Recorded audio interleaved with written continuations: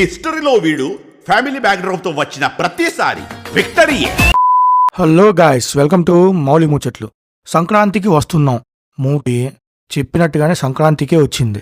Cinema ఎలా ఉంది? కామెడీగా ఉందా, క్రింజ్గా ఉందా?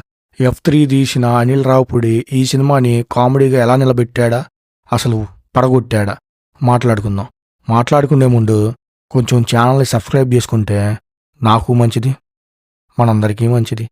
సో స్టార్ట్ చేద్దాం. మూవీ ఎలా ఉంది అంటే Anil Ravipudi is the back అనేటట్టు ఉంది. ఏ క్రింజు లేకుండా, ఏ ల్యాగు లేకుండా మూవీ మొత్తాన్ని నడిపించాడు. ఈ సినిమా 2 hours 20 minutes ఉంటుంది మూవీ. బట్ ఎక్కడా కూడా ల్యాగ్ ఉండదు. కామెడీ పండిందా అంటే పండింది, చాలా బాగా పండింది. కింద పడి నవ్వుకునేంత కాకపోయినా బట్ మూవీ నుంచి బయటకు వచ్చే వరకు స్మైల్ అయితే మెయింటైన్ చేశాడు, ఆ కన్సిస్టెన్సీ మెయింటైన్ చేశాడు.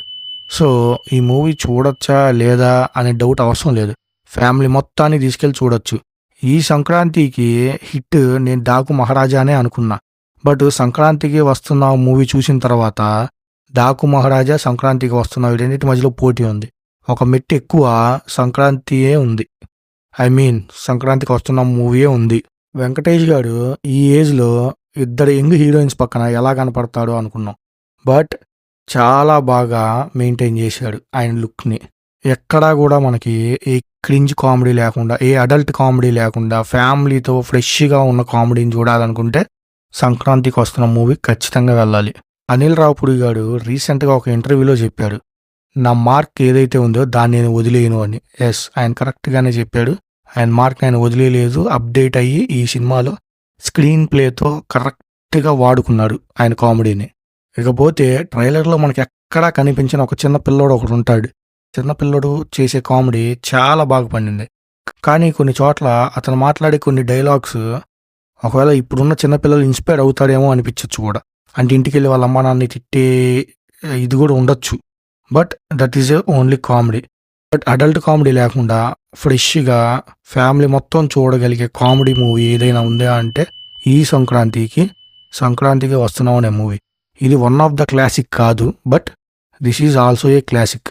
కామెడీ బాగుంటుంది, పడి నవ్వే అంత లేకపోయినా మూవీ మొత్తం బాగుంటుంది. ఫస్ట్ హాఫ్, సెకండ్ హాఫ్ ఈ రెండింటి గురించి మాట్లాడుకుంటే ఫస్ట్ హాఫ్ అనేది చాలా ఎక్కువ కామెడీ ఎంటర్టైనర్గా ఉంటుంది. సెకండ్ హాఫ్లో స్టోరీని ఎస్టాబ్లిష్ చేయటం వల్ల కొంచెం తగ్గుతుంది కామెడీ. సో ఫస్ట్ హాఫ్ కొంచెం బాగుంటుంది, సెకండ్ హాఫ్ కొంచెం కామెడీ కింద తగ్గుతుంది. చాలా సీరియస్గా జరిగే ఒక కిడ్నాప్ చుట్టూ జరిగే ఒక కామెడీ ఇది. బట్ ఆ కిడ్నాప్ని సీరియస్గా చూపించవచ్చు. బట్ ఈ మూవీ కామెడీ మూవీ కాబట్టి కామెడీ బేస్ ఎక్కువ ఉంటుంది.